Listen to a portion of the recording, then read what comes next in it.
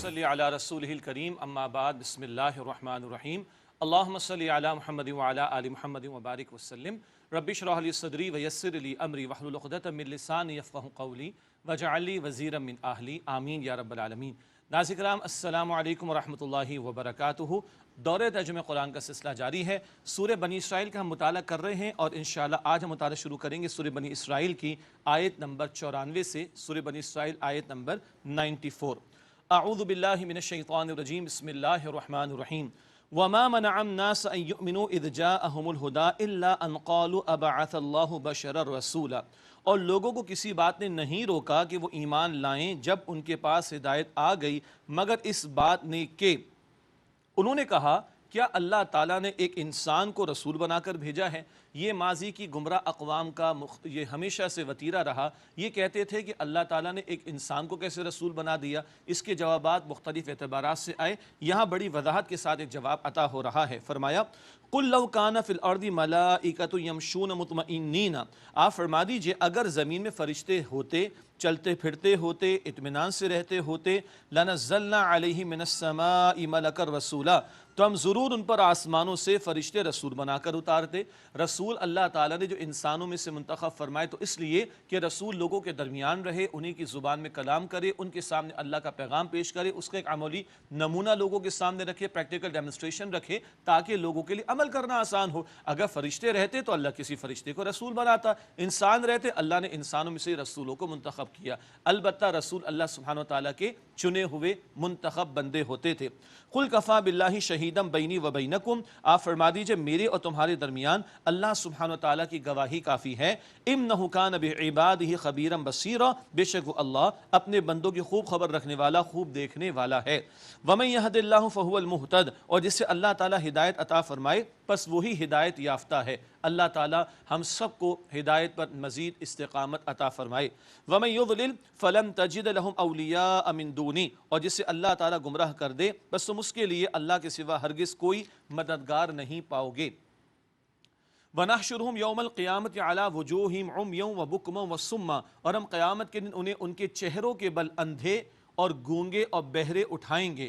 استغفر اللہ، اللہ اس ذلت سے ہمیں بچائے۔ صحابہ کرام نے پوچھا یا رسول اللہ صلی اللہ علیہ وسلم، اللہ فرما رہا ہے چہروں کے بل اللہ اٹھا کر کھڑا کر دے گا، چہروں کے بل چلائے گا اللہ سبحانہ وتعالیٰ؟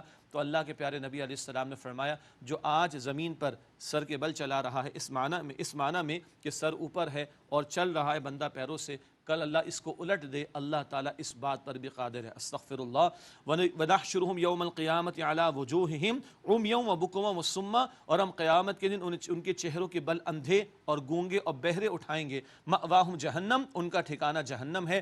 كُلَّمَا خَبَتْ زِدْنَاهُمْ سَعِيرًا، جب کبھی جہنم کی آگ کچھ بجھنے لگے گی ہم ان کے لیے اور بھڑکا دیں گے۔ یہ ایڈنگ ٹو دی انجری والی بات ہے کہ بھڑکایا ہی جائے گا اس جہنم کو تاکہ ان مجرمین کے لیے، حق کے منکرین کے لیے، گمراہ ہو جانے والوں کے لیے عذاب کا معاملہ مستقل جاری رہے۔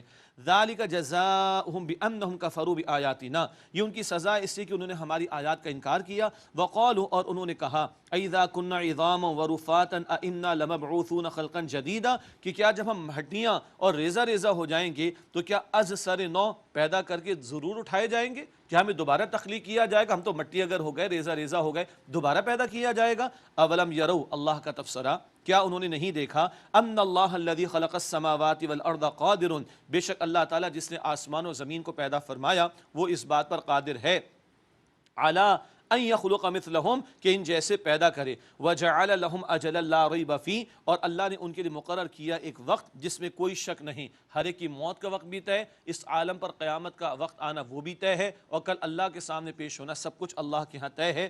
فَأَبَى الظَّالِمُونَ إِلَّا كُفُورًا، بس ظالموں نے ناشکری کے سوا کچھ اور روش اختیار نہ کی، کچھ اور قبول نہ کیا۔ قُلْ لَوْ أَنْتُمْ تَمْلِكُونَ خَزَائِنَ رَحْمَةِ رَبِّي، اے نبی علیہ السلام فرما دیجئے اگر تم مالک ہوتے میرے رب کی رحمت کے خزانوں کے، اِذًا لَأَمْسَكْتُمْ خَشْيَةَ الْإِنفاق، تو تم خرچ ہو جانے کے ڈر سے ضرور بند رکھتے۔ یہ مشرکین کی بخیلی کا کنجوسی کا تذکرہ ہے۔ یہ کہتے تھے ہم میں سے کسی سردار کو نبوت مل جاتی، بتایا جا رہا ہے تم تو بخیل لوگ ہو، کنجوس لوگ ہو، اور اگر تمہیں اللہ کی رحمت میں سے کچھ مل جاتا تو تم خرچ ہو جانے کے ڈر سے ضرور بند رکھتے۔ اللہ تعالیٰ نے ان مشرکین کے اس طرز عمل کو بیان کیا جو بخیلی میں، تکبر میں مبتلا تھے۔ وَكَانَ الْإِنسَانُ قَتُورًا، اور انسان تو بڑا تنگ دل ہے۔ کون سا انسان جو ایمان کی دولت سے محروم ہو وہ دنیا پرست ہو جاتا ہے، اور ہوس کے اندر مبتلا ہو کر دوسروں پر خرچ کرنا تو دور کی بات ہوتی ہے اس کے لیے، لیکن ایمان والا ہو تو ظاہری بات اس کا دل وسیع ہوگا۔ واقعتاً ایمان والا وہ اپنی ذات سے بڑھ کر دوسروں کی بھی سوچ لے گا اور ایثار اور ہمدردی کا مظاہرہ بھی کرے گا۔ اس کے بعد سورہ بنی اسرائیل کا اگلا اور آخری رکوع ہے۔ جیسے ابتدا میں بنی اسرائیل کا تذکرہ تھا، اب اختتام پر بھی بنی اسرائیل کا تذکرہ آ رہا ہے، اور ہجرت مدینہ کا تذکرہ بھی ہوا، اور ہجرت مدینہ جب ہو جائے گی تو یہود جو کہ بنی اسرائیل میں سے، تو ان سے سابقہ پیش آئے گا مدینہ شریف میں، چنانچہ اس کے تعلق سے اس سورہ مبارکہ میں رہنمائی اور ہدایات عطا کی گئیں۔ وَلَقَدْ آتَيْنَا مُوسَىٰ 9 آیات بینات، اور یقیناً ہم نے موسیٰ علیہ السلام کو 9 کھلی نشانیاں عطا فرمائیں۔ یہ ذکر اشارتاً آ چکا، 2 تو مستقل، وہ چمکتا ہوا ہاتھ اور وہ عصا کا معاملہ، اور 7 معجزانہ طور پر الگ الگ کیفیات اللہ تعالیٰ نے آل فرعون پر جو ہے وہ نازل کی تھی، جن پر مسلط کیے گئے تھے عذاب۔ ان کا ذکر سورہ اعراف آیت نمبر 130 اور آیت 133 میں آیا تھا۔ وہاں 7 باتیں ہم نے آپ کو گنوا دی تھی، 7 وہ ہیں، اور 2 معجزات کا ذکر بار بار آتا ہے، تو کل 9 کا تذکرہ کھلی نشانیاں۔ وَلَقَدْ آتَيْنَا مُوسَىٰ 9 آیات بینات، اور یقیناً ہم نے موسیٰ علیہ السلام کو 9 کھلی نشانیاں، واضح نشانیاں عطا فرمائیں۔ فَاسْأَلْ بَنِي إِسْرَائِيلَ إِذْ جَاءَهُمْ، بس بنی اسرائیل سے پوچھ لو جب وہ موسیٰ ان کے پاس آئے۔ فَقَالَ لَهُ فِرْعَوْنُ إِنِّي لَأَظُنُّكَ يَا مُوسَىٰ مَسْحُورًا، تو فرعون نے کہا ان کو کہ بے شک میں گمان کرتا ہوں کہ تم پر تو جادو کر دیا گیا ہے۔ معاذ اللہ، موسیٰ علیہ السلام کو یہ کہہ رہا ہے فرعون کہ تم تو جادو زدہ ہو، معاذ اللہ، سحر زدہ ہو، معاذ اللہ۔ قال لقد علمت ما انزل هؤلاء الا رب السماوات والارض بصائر، موسیٰ علیہ السلام نے فرمایا یقیناً تو جان چکا ہے کہ اس کو نازل نہیں کیا مگر آسمانوں اور زمین کے رب نے بصیرت کی باتیں بنا کر۔ فرعون جان تو چکا تھا یہ بہت ہی بڑی بات پیش ہو گئی ہے، تبھی تو اس کی سٹی گم ہو گئی تھی، ہم پڑھ چکے ہیں، تبھی تو جادوگروں کو اس کو جمع کرنے کی ضرورت پیش آ گئی تھی۔ تو موسیٰ علیہ السلام فرما رہے تو جان تو چکا ہے یہ آسمان اور زمین کے رب کی طرف سے بصیرت کی، سمجھ بوجھ کی واضح نشانیاں تیرے سامنے آ گئیں۔ وَإِنِّي لَأَظُنُّكَ يَا فِرْعَوْنُ مَثْبُورًا، اور اے فرعون میں تو تجھے گمان کرتا ہوں ہلاک شدہ۔ اللہ اکبر، اس مقام پر آپ ذرا اندازہ کیجئے، فرعون کہہ رہا ہے مسحورہ، میں تمہیں جادو زدہ سمجھتا ہوں۔ موسیٰ علیہ السلام نے اس جگہ تو جواب بھی دیا ہے مثبورہ، میں تجھے ہلاک شدہ سمجھتا ہوں۔ بات تو بالکل صحیح تھی، اللہ کا عذاب آیا چاہتا تھا، فرعون اور آل فرعون کو غرق ہونا تھا۔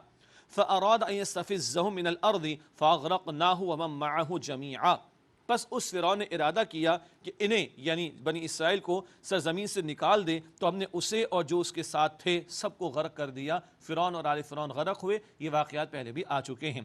وَقُلْنَا مِن بَعْدِهِ لِبَنِي إِسْرَائِيلَ اسْكُنُوا الْأَرْضَ، اور ہم نے کہا اس کے بعد بنی اسرائیل کو کہ تم اس زمین میں رہو۔ فَإِذَا جَاءَ وَعْدُ الْآخِرَةِ، پھر جب آخرت کا وعدہ آئے گا، جِئْنَا بِكُمْ لَفِيفًا، ہم تم سب کو جمع کر کے لے آئیں گے، سمیٹ کر لے آئیں گے۔ ایک مراد ہے کہ فرعون اور آل فرعون غرق ہوئے، اس کے بعد بنی اسرائیل کی ہجرت ہوئی مصر سے، اور بعد میں جناب طالوت کے دور میں پھر ان کو عروج بھی ملا، وہاں ان کو ٹھکانہ بھی ملا، پھر داؤد علیہ السلام کی، سلیمان علیہ السلام کی بادشاہت، پھر ان کی نافرمانیوں کے نتیجے میں ان پر زوال آتے رہے۔ سورہ بنی اسرائیل کے آغاز میں ابخت نصر کے ہاتھوں پٹائی کا معاملہ، بعد میں ٹائٹس رومی کے ہاتھوں پٹائی کا معاملہ، یہ تو پچھلی صدی کا معاملہ ہے کہ اسرائیل بن گیا اور یہ اب پوری دنیا سے سمٹ کر ایک جگہ پر آ رہے ہیں۔ تو اہل علم نے 2 باتیں بیان فرمائیں، جاء وعد الآخرہ، جب وہ آخرت کا یعنی دوسرا وعدہ آئے گا، ایک تو دنیا میں یہ سارے ایک جگہ جمع کیے جائیں گے، اور پھر عیسیٰ علیہ السلام کا نزول بھی ہوگا، اور ان کی پٹائی ہونا باقی ہے، ان کی اس طرح کی سزا ابھی پوسٹپون تھی اللہ کی طرف سے، عیسیٰ علیہ السلام کا نزول ہوگا، احادیث واضح ہیں، اور یہ سارے ایک جگہ جمع ہوں گے۔ دجال ان یہود کا لیڈر بن کے نکلے گا، وہ دجال قتل ہوگا عیسیٰ علیہ السلام کے ہاتھوں، اور بالآخر ان یہود کی آخری پٹائی ہو کر رہنی ہے۔ البتہ اس سے پہلے بہت کچھ مسلمانوں پر بیتنا ہے، بڑے مشکل حالات مسلمانوں پر آنے، اللہ تعالی ہمیں احساس عطا فرمائے اور اصلاح کی توفیق عطا فرمائے۔ اور ایک وعدہ آخرت کا ہے، وہاں تو اللہ سب کو جمع فرما ہی دے گا۔ تو یہ 2 اعتبارات سے، دنیا کا ان کا جمع ہونا اور پھر ان کی پٹائی کا ہونا بھی معاملہ باقی، اور ایک آخرت میں جمع ہونا، وہ تو سبھی کو اللہ کے حضور پیش ہونا ہے۔ اللہ تعالی ہم سب کے حساب کو آسان فرمائے۔ فَإِذَا جَاءَ وَعْدُ الْآخِرَةِ پھر جب آخرت کا وعدہ آئے گا، یہ دوسرا وعدہ آئے گا، جِئْنَا بِكُمْ لَفِيفًا ہم تم سب کو جمع کر کے لے آئیں گے، وَبِالْحَقِّ أَنزَلْنَاهُ وَبِالْحَقِّ نَزَلَ اور ہم نے اس قرآن کو حق کے ساتھ نازل کیا اور یہ حق ہی کے ساتھ نازل ہوا ہے۔ مراد مقصد کے تحت اللہ نے اس قرآن کو نازل کیا، یہ ہدایت کا سرچشمہ ہے، اور عروج و زوال کی داستانیں اسی قرآن کے ذریعے طے ہوں گی۔ اس کو تھامنے والوں کو عروج عطا ہوگا، اس کو فراموش کر دینے والے ذلت اور رسوائی میں مبتلا کیے جائیں گے۔ اللہ نے حق کے ساتھ نازل کیا، حق ہی کے ساتھ یہ نازل ہوا۔ وما ارسلناک الا مبشرا ونذیرا اور اے نبی صلی اللہ علیہ وسلم ہم نے آپ کو مبشر بشارت دینے والا، نذیر ڈرانے والا بنا کر بھیجا ہے۔ وَقُرْآنًا فَرَقْنَاهُ لِتَقْرَأَهُ عَلَى النَّاسِ عَلَى مُكْثٍ اور قرآن کو ہم نے تھوڑا تھوڑا کر کے نازل کیا تاکہ آپ لوگوں پر ٹھہر ٹھہر کر پڑھیں۔ وَنَزَّلْنَاهُ تَنزِيلًا اور ہم نے اس کو آہستہ آہستہ تدریج کے ساتھ مراد ہے نازل فرمایا۔ اللہ تعالیٰ نے تھوڑا تھوڑا کر کے نازل فرمایا۔ 23 برس میں نبی مکرم علیہ السلام کے قلب مبارک پر قرآن کا نزول ہوا، آپ نے بھی تھوڑا تھوڑا کر کے سکھایا۔ اور ایک اور ادب قرآن کا کیا ہے، ٹھہر ٹھہر کر اس کی تلاوت کی جائے، جیسے سورہ مزمل آیت نمبر 4 میں ذکر آتا ہے ورتل القرآن ترتیلا اور قرآن کو ترتیل کے ساتھ ٹھہر ٹھہر کر تلاوت کرو۔ اس میں ایک اور حکمت بھی ہے تاکہ اس قرآن کا جو بہت بھاری معاملہ تھا نزول کا، وہ معاملہ بھی آسان ہو اور ٹھہر ٹھہر کر تلاوت کیا گیا، تھوڑا تھوڑا کر کے نازل کیا گیا۔ جیسے حالات پیش آتے گئے، جس طرح کا سوال سامنے آ گیا، جس طرح کا معاملہ پیش آ گیا، ویسی رہنمائی اللہ تعالیٰ کی طرف سے 23 برس میں آتی چلی گئی۔ وَنَزَّلْنَاهُ تَنزِيلًا اور ہم نے اس کو تدریج کے ساتھ تھوڑا تھوڑا کر کے نازل کیا۔ قُلْ آمِنُوا بِهِ أَوْ لَا تُؤْمِنُوا اے نبی علیہ السلام فرما دیجئے تم لوگ اس پر ایمان لاؤ یا نہ لاؤ۔ إِنَّ الَّذِينَ أُوتُوا الْعِلْمَ مِنْ قَبْلِهِ إِذَا يُتْلَى عَلَيْهِمْ يَخِرُّونَ لِلْأَذْقَانِ سُجَّدًا بے شک جنہیں اس سے پہلے علم عطا کیا گیا، جب یہ ان کے سامنے پڑھا جاتا ہے تو وہ سجدہ کرتے ہوئے ٹھوڑیوں کے بل گر پڑتے ہیں۔ یہ مشرکین کو تو بتا دیا کہ تم مانو نہ مانو تمہارا چوائس ہے، لیکن جو اہل کتاب میں سے صالحین ہیں، نیک لوگ ہیں، حق کے متلاشی ہیں، جن میں تکبر نہیں، تعصب نہیں، حسد نہیں، دنیا کی محبت نہیں، عاجزی اختیار کرنے والے، جب ان کے سامنے قرآن پڑھا جاتا ہے تو سجدہ کرتے ہوئے ٹھوڑیوں کے بل گر جاتے ہیں۔ وہ اہل کتاب جو پھر نبی اکرم صلی اللہ علیہ وسلم پر ایمان بھی لے آئے تھے۔ وہ نیک لوگ کیا کہتے ہیں؟ وَيَقُولُونَ سُبْحَانَ رَبِّنَا إِن كَانَ وَعْدُ رَبِّنَا لَمَفْعُولًا اور وہ کہتے ہیں کہ ہمارا رب پاک ہے، بے شک ہمارے رب کا وعدہ ضرور پورا ہو کر رہنے والا ہے۔ وَيَخِرُّونَ لِلْأَذْقَانِ يَبْكُونَ وَيَزِيدُهُمْ خُشُوعًا اور وہ روتے ہوئے ٹھوڑیوں کے بل گر پڑتے ہیں اور یہ قرآن ان میں عاجزی اور زیادہ بڑھا دیتا ہے۔ ناظرین کرام، یہ بھی آیت سجدہ ہے، اس کی تلاوت کر لینے اور سن لینے کے بعد ہم پر سجدہ لازم ہو گیا۔ اس کے بعد بڑا جامع بیان توحید باری تعالیٰ کے تعلق سے قُلِ ادْعُوا اللَّهَ أَوِ ادْعُوا الرَّحْمَٰنَ اے نبی صلی اللہ علیہ وآلہ وسلم فرمائیے تم اللہ کہہ کر پکارو یا رحمان کہہ کر پکارو، أَيَّمَّا تَدْعُوا فَلَهُ الْأَسْمَاءُ الْحُسْنَىٰ جس نام سے بھی پکارو تمام کے تمام اچھے نام اللہ سبحانہ وتعالیٰ کے لیے ہیں۔ کبھی کبھی مشرکین اعتراض کرتے یہ رحمان کسے کہتے، یہ کون ہے؟ وہ بھائی اللہ کے پیارے نام ہے، رحمان بھی اور رحیم بھی۔ اسی طرح بعض مسیحی برادری کے لوگوں کو ایک مغالطہ ہو جاتا ہے، وہ پڑھتے ہیں بسم اللہ الرحمن الرحیم تو سمجھتے 3 افراد کا ذکر ہے، یہ 3 کا ذکر نہیں، اللہ اسی کا نام رحمان، اسی کا نام رحیم، اور 99 نام اللہ سبحانہ وتعالیٰ کی معروف حدیث شریف میں جو ذکر آتا ہے تو یہ تمام اچھے نام اللہ کے ہیں۔ جب پکارو جس نام سے پکارو تمام نام اللہ کے اچھے نام ہیں۔ وَلَا تَجْهَرْ بِصَلَاتِكَ وَلَا تُخَافِتْ بِهَا اور نہ نماز میں اپنی آواز بہت بلند کرو اور نہ بالکل پست رکھو۔ وَابْتَغِ بَيْنَ ذَلِكَ سَبِيلًا اور اس کے درمیان کی راہ کو تلاش کرو اور اختیار کرو۔ مشرکین جو ہے وہ مسلمانوں کا مذاق اڑاتے، کہیں کوئی بلند آواز سے تلاوت کرتا تو معاذ اللہ مذاق اڑاتے، تو اس تناظر میں کہا گیا کہ آواز کو بہت بلند بھی نہ کرو، اچھا اتنی دھیمی بھی نہ ہو کہ خود کو پتہ نہ چلے ہم کیا تلاوت کر رہے ہیں، درمیانی آواز کو اختیار کیا جائے۔ عموم کا ادب کیا ہے، تنہائی میں آدمی گھر میں نماز پڑھ رہا ہے ٹھیک ہے، لیکن اجتماعی نماز میں آیا ہے اور سنت ادا کر رہا ہے، نوافل ادا کر رہا ہے، تو ایسی آواز بلند نہ ہو جائے جس سے دوسروں کو تکلیف ہو، اور ایسی بھی نہ ہو کہ کچھ لوگ زبان کی حرکت بھی نہیں کرتے، وہ بھی درست نہیں ہے۔ پڑھنا تو چاہیے، اور اگر جیسے آدمی اکیلا کھڑا ہو، چلے پنکھا بھی نہ چل رہا اور پڑھے تو اس کو اپنی آواز سے سنائی دے، یہ کم از کم اس کا تقاضا۔ پھر اہل علم نے لکھا وَابْتَغِ بَيْنَ ذَلِكَ سَبِيلًا اور اس کے درمیان کے راستے کو اختیار کرو، تلاش کرو۔ مراد ہے کہ عبادات کے امور ہوں، معاملات زندگی کے امور ہوں، میانہ روی اختیار کرنا، درمیانی راہ کو اختیار کرنا یہ پسندیدہ بات ہے۔ وَقُلِ الْحَمْدُ لِلَّهِ اور یوں کہیے تمام شکر تعریف اللہ کے لیے ہے، الَّذِي لَمْ يَتَّخِذْ وَلَدًا وہ رب کے جس نے کسی کو اولاد کے طور پر اختیار نہیں کیا، اللہ کو کوئی حاجت نہیں اولاد کی، مخلوق کو حاجت ہے، خالق کو تو حاجت نہیں۔ وَلَمْ يَكُنْ لَهُ شَرِيكٌ فِي الْمُلْكِ اور سلطنت میں بادشاہت میں اس کا کوئی شریک نہیں۔ وَلَمْ يَكُنْ لَهُ وَلِيٌّ مِّنَ الذُّلِّ اور اس کا کوئی مددگار نہیں ہے، اس کا کوئی دوست نہیں ہے۔ کمزوری کے سبب۔ اللہ تعالیٰ کے دوست تو ہیں، اللہ خود اللہ کے نیک بندوں کا ولی ہے، اللہ ولی الذین آمنوا، اللہ ولی ہے دوست ایمان والوں کا، لیکن اللہ کی دوستی کسی کمزوری کے تعلق سے نہیں۔ ہم ایک دوسرے سے دوستی اختیار کرتے تو ہمیں معاملات زندگی کو چلانے کے لیے دوستی بھی ضرورت بھی ہوتی ہے، مشکلات بھی آ جاتی ہیں۔ اللہ تعالیٰ کا کسی کو دوست بنانا کسی کمزوری کی وجہ سے نہیں، بس اللہ محبت فرماتا اپنے نیک بندوں سے، اللہ ہم سب کو اپنی دوستی ولایت عطا فرمائے۔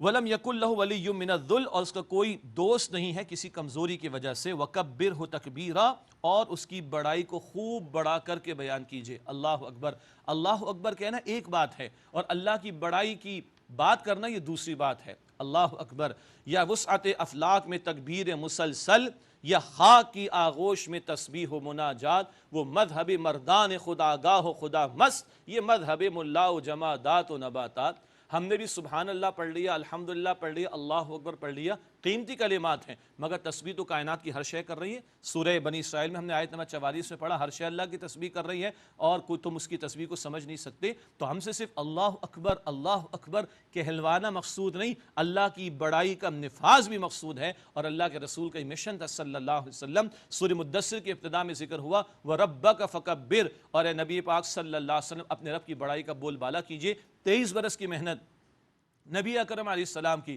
جس جد و جہد کے دوران میں طائف کی گلیاں، ہجرت کی راتیں، بدر کا میدان، احد کا میدان، آپ کا خون مبارک راہ خدا میں بہ رہا ہے طائف کی گلیوں میں، اور احد کے میدان میں 259 صحابہ کی جانیں اللہ کی راہ میں پیش ہو رہی ہیں، کاہے کے لیے؟ جو سورہ بنی اسرائیل آیت 81 میں ہم نے پڑھا، جال حق و زحق الباطل ان الباطل کان زہوقا، حق آگے اور باطل مٹ گیا، بے شک باطل ہے ہی مٹنے کے لیے۔ یہ ہے تکبیر رب کا بڑا تصور۔ اللہ تعالیٰ یہ تصور ہم سب کو عطا فرمائے۔ آج لوگ چند سجدوں پر مطمئن ہو گئے، چند تسبیحات پر مطمئن ہو گئے، بھائی یہ کافی نہیں ہے۔ اللہ کی بڑائی کے نفاذ کی جد و جہد کرنا، یہ ذمہ داری ہم مسلمانوں کے کاندھوں پر ہے۔ سورہ بنی اسرائیل کے بعد سورۃ الکہف کا مطالعہ شروع کر رہے ہیں۔ الحمدللہ ہم سب واقف ہیں سورہ کہف کی اہمیت کے تعلق سے۔ جمعے کے دن، جمعے کی شب ہو، جمعے کا روز ہو، اللہ کے نبی صلی اللہ علیہ وسلم نے اس کی تلاوت کی تلقین فرمائی، اور آپ نے یہ بھی فرمایا کہ دجال کے فتنے سے اللہ حفاظت فرمائے گا جو اس سورہ کہف کی تلاوت کا معمول بنائے۔ پوری سورت کی تلاوت کی جائے تو یہ تو مطلوب ہے، البتہ کبھی کوئی مشکل پیش آ گئی، کوئی مسئلہ پیش آ گیا تو ابتدائی 10 آیات کی تلاوت کر لی جائے، آخری 10 آیات کی تلاوت کر لی جائے، یہ بھی احادیث مبارکہ میں ہمیں ذکر ملتا ہے۔ سورہ بنی اسرائیل کے بعد سورہ کہف، ان میں بڑی مماثلت ہے۔ سورہ بنی اسرائیل میں سبحان الذی، سبحان سے آغاز تھا، ابھی ہم دیکھیں گے الحمدللہ سے آغاز ہے۔ سورہ بنی اسرائیل میں بنی اسرائیل کے تعلق سے ذکر تھا، اور ایک ہجرت جو حضور علیہ السلام نے ہجرت فرمائی مدینہ شریف کی طرف، اور پھر حضور کا سابقہ پیش آیا بنی اسرائیل سے، تو اس سورہ کہف میں اصحاب کہف کی ہجرت کا تذکرہ ہمارے سامنے آتا ہے۔ سورہ بنی اسرائیل میں بھی آدم علیہ السلام کا قصہ تھا، یہاں بھی سورہ کہف میں مختصراً آئے گا۔ سورہ بنی اسرائیل میں اختتام ہوا تکبیر پر، اور سورہ کہف کا آغاز ہو رہا ہے اللہ کی حمد سے، سبحان اللہ۔ سورہ بنی اسرائیل کے آخر میں بھی قل کے لفظ سے آیت کریمہ ہے، اور جب سورہ کہف کے آخر میں آئیں گے وہاں بھی قل کے لفظ سے آیت کریمہ ہمارے سامنے آئے گی انشاءاللہ۔ ایک اہم موضوع جو سورہ مبارکہ میں وہ ہے مادہ پرستی کے شرک کی نفی۔ مادہ پرستی کا شرک کیا ہے؟ اسباب کو سب کو سمجھ لیا جائے اور مسبب الاسباب کو بھلا دیا جائے، ظاہر کو سب کو سمجھا جائے، اصل حقائق کو پس پش ڈال دیا جائے۔ اس کے 3 بڑے بڑے مظاہر مینیفیسٹو ہیں۔ کائنات لوگ ایکسپلور کر رہے ہیں، شٹلز جا رہی ہیں، ادھر جا رہی ہیں، ادھر جا رہی ہیں، مریخ پر جا رہے ہیں، چاند پر جا رہے ہیں، لیکن خدا کو تلاش ہی نہیں کر پا رہے۔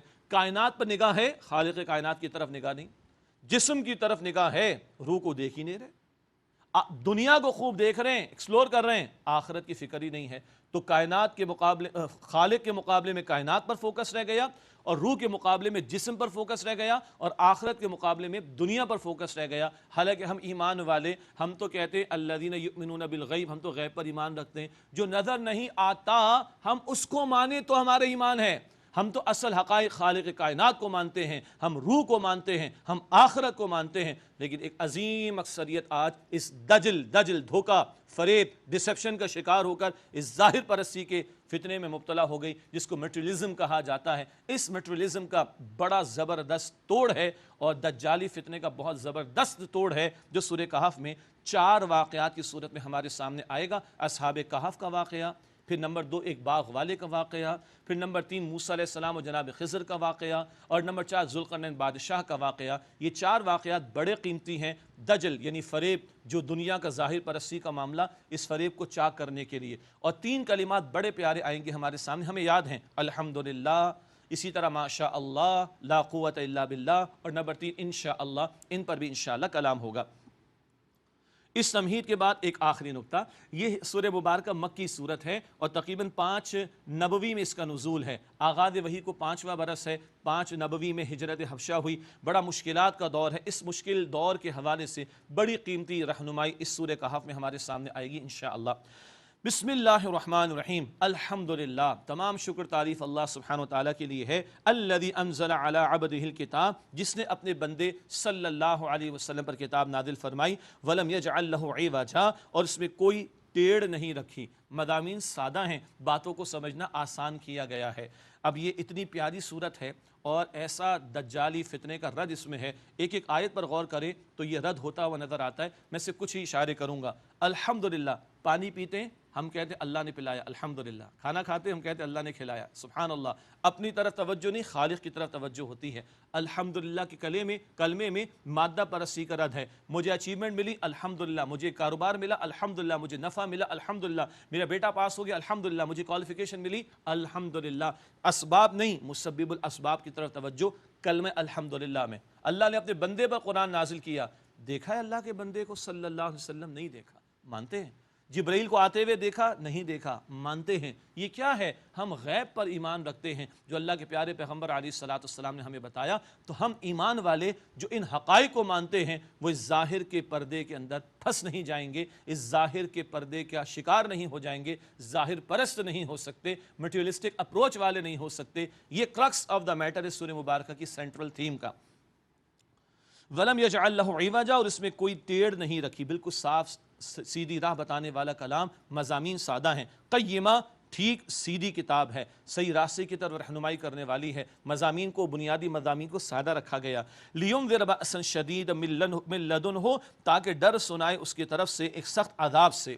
بأسًا شدیداً، اس کا ترجمہ سخت عذاب بھی ہے، یہ نافرمانوں کے لیے، اور بأس کا لفظ قرآن میں جنگ کے لیے بھی آتا ہے۔ سورہ البقرہ آیت 177 میں ایک رائے بعض اہل علم کی ہے کہ ایک بہت بڑی جنگ سے قرآن ڈراتا ہے، لیکن تفصیلات احادیث میں، جس کو بائبل میں آرمگڈان کہا گیا، جس کو احادیث میں الملحمۃ العظمیٰ، ملحمۃ الکبریٰ کہا گیا، بہت بڑی جنگ کا معاملہ، اور بالآخر اس میں بہت بڑی ہلاکت خون ریزی ہوگی، اور اس کے بعد پھر غلبہ دین کا معاملہ بھی ہوگا، تو اس بڑی جنگ سے بھی قرآن ڈراتا ہے۔ یہ ایک رائے ہے، اور دوسری رائے جو عموم کی ہے، لِيُنذِرَ بَأْسًا شَدِيدًا مِّن لَدُنْهُ، تاکہ وہ ڈر سنائے اس کی طرف سے سخت عذاب سے۔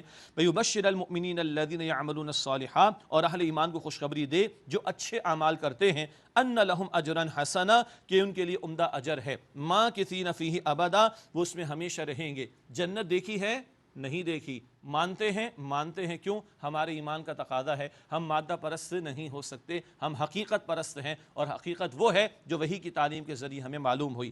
وَيُنذِرَ الَّذِينَ قَالُوا اتَّخَذَ اللَّهُ وَلَدًا، اور وہ ان لوگوں کو ڈرائے جنہوں نے کہا کہ اللہ نے بیٹا بنا لیا ہے، معاذ اللہ، نصارہ مسیح لوگوں کی طرف اشارہ۔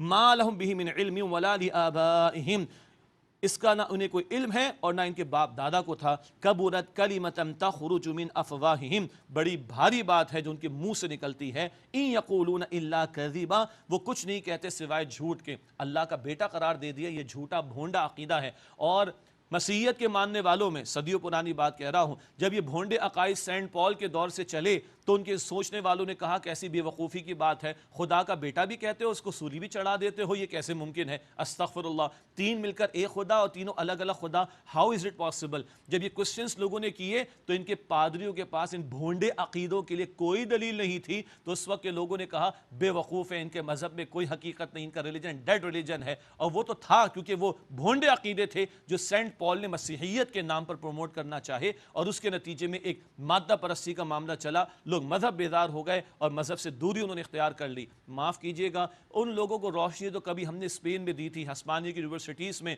بعد میں کیا ہوا، انہوں نے ترقی کی، آج ہم انہی کے زیر تابع ہو گئے، اور ہم بھی کبھی کبھی کہہ دیا کرتے ہیں religion is a private affair, مذہب تمہارا انفرادی معاملہ۔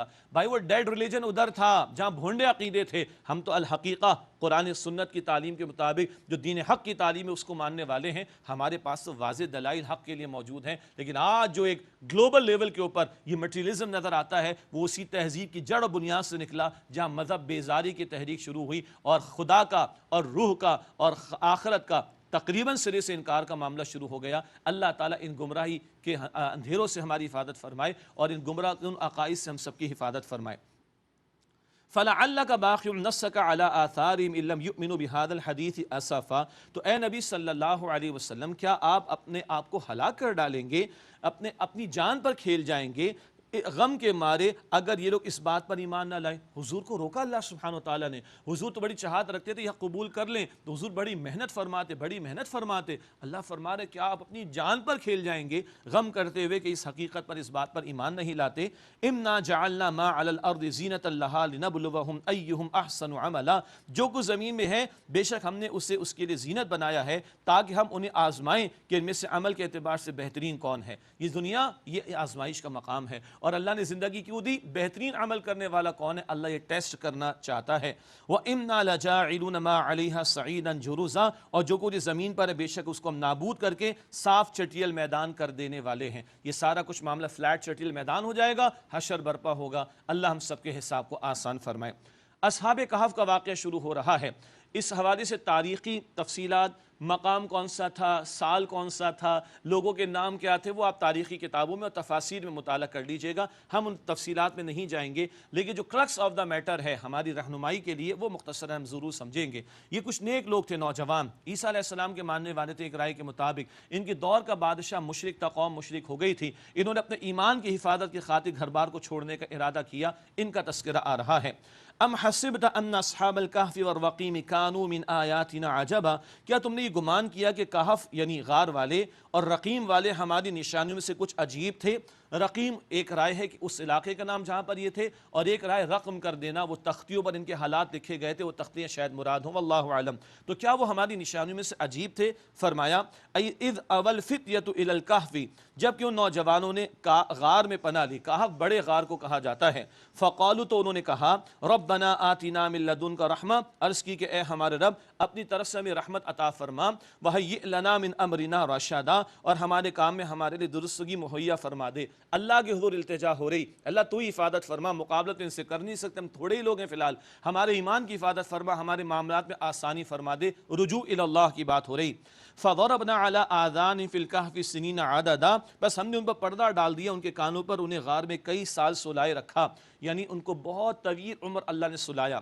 ثم بعثناہم لنعلم ای الحزبین احصی لما لبثوا امدا، پھر ہم نے انہیں اٹھایا تاکہ ہم دیکھیں دونوں گروہوں میں سے کس نے خوب یاد رکھا ہے کہ وہ کتنی مدت غار میں رہے۔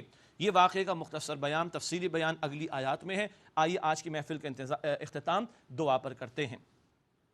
بسم اللہ الرحمن الرحیم، یا ذا الجلال والاکرام، یا ارحم الراحمین، یا مالک الملوک، یا رب السماوات والارض، یا رب الارباب، اللہم صلی علی محمد وعلی آل محمد وبارک وسلم۔ اے اللہ ہم سب کی مغفرت فرما، ہمارے ماں باپ کی، ہمارے گھر والوں کی، تمام مسلمانوں کی مغفرت فرما۔